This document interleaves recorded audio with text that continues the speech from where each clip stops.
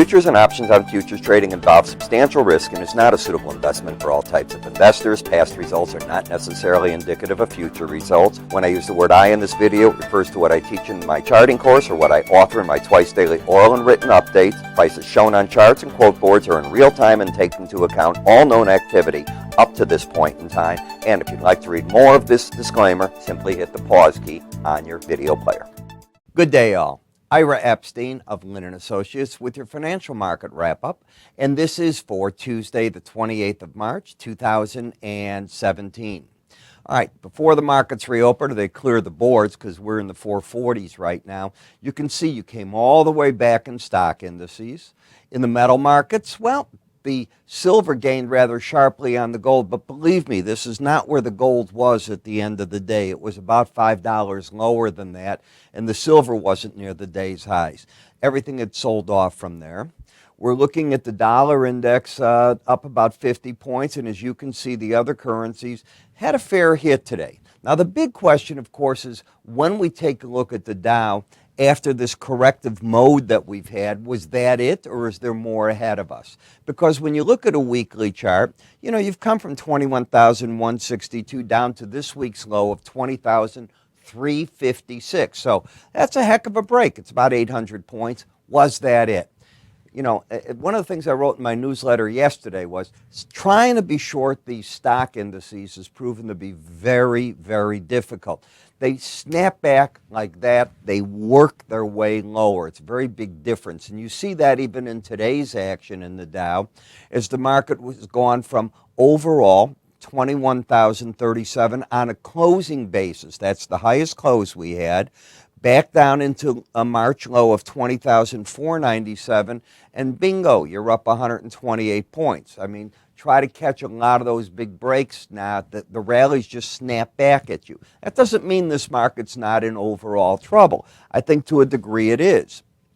If you look at the market, you can see you've got waves of stepping down. Ugly waves, but they're there.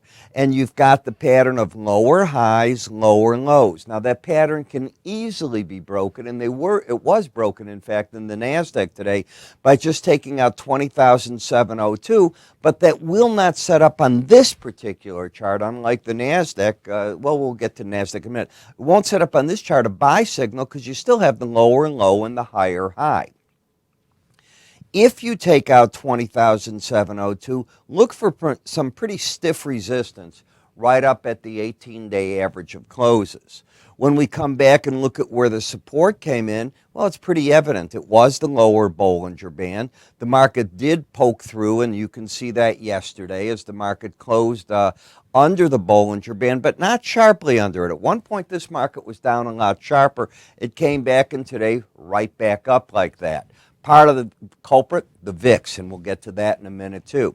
So if it rallies, I wouldn't be surprised to see that resistance up there. And momentum-wise, you were oversold and you're getting a correction finally.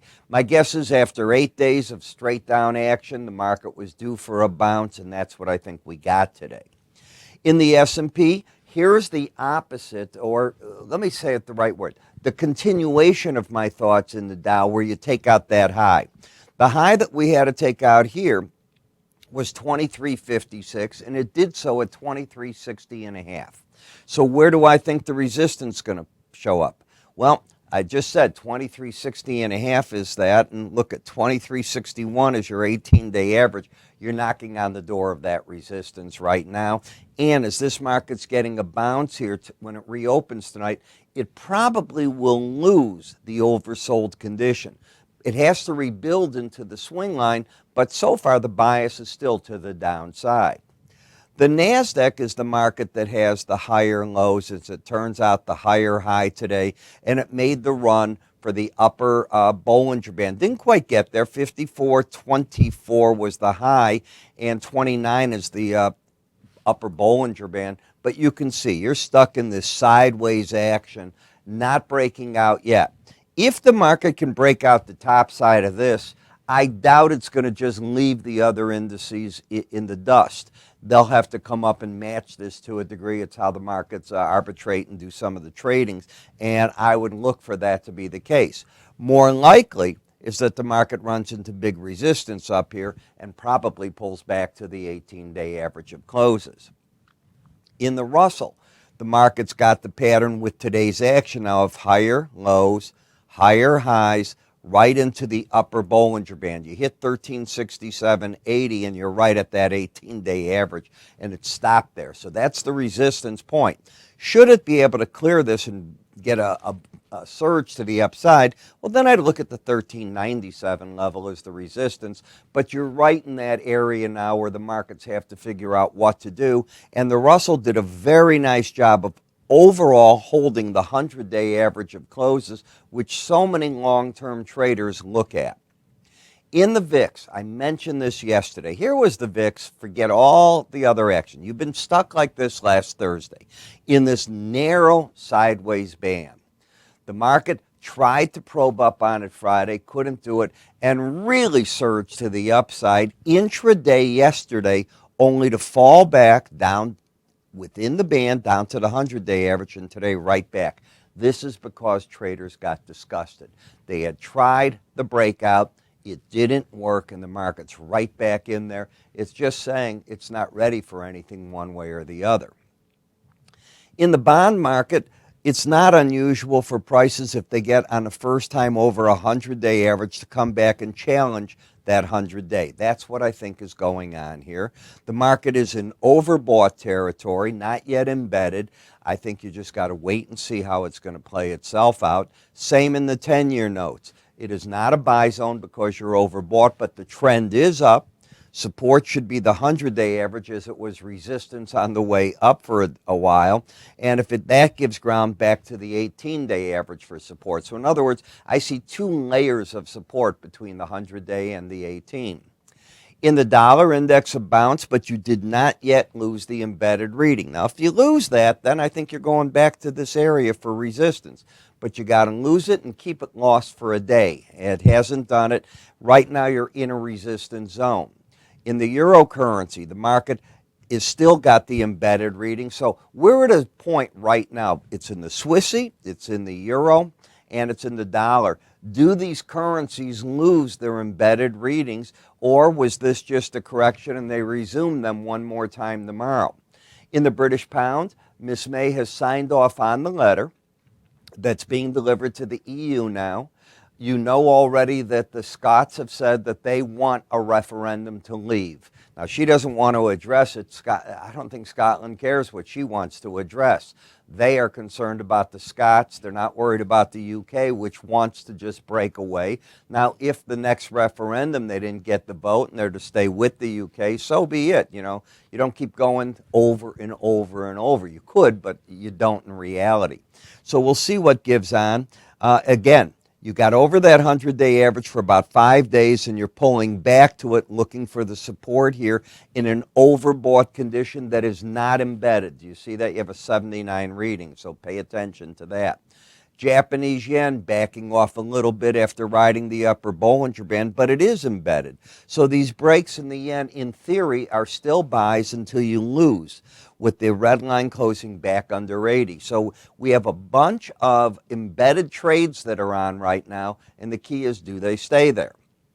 When we look at the crude oil, whenever I get a pattern like this, it gets real ugly for me. And here's what I mean. Yesterday you had an outside day down.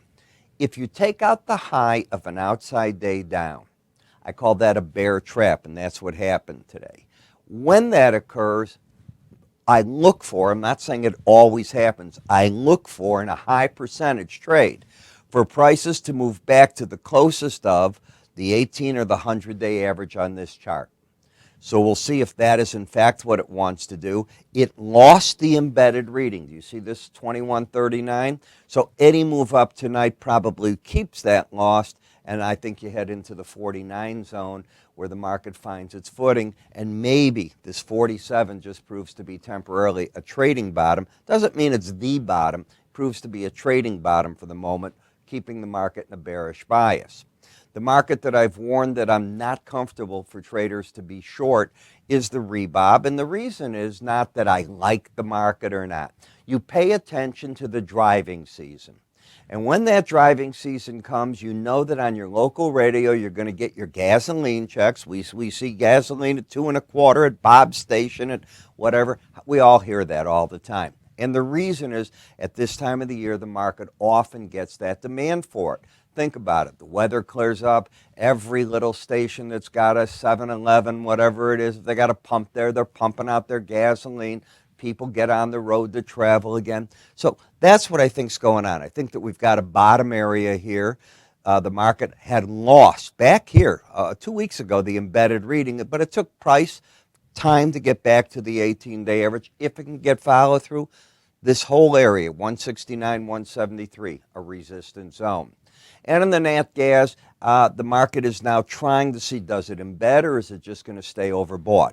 Can't answer that yet. I can say that the resistance is very clear between the 100-day average of closes and the upper Bollinger Band in an overbought condition.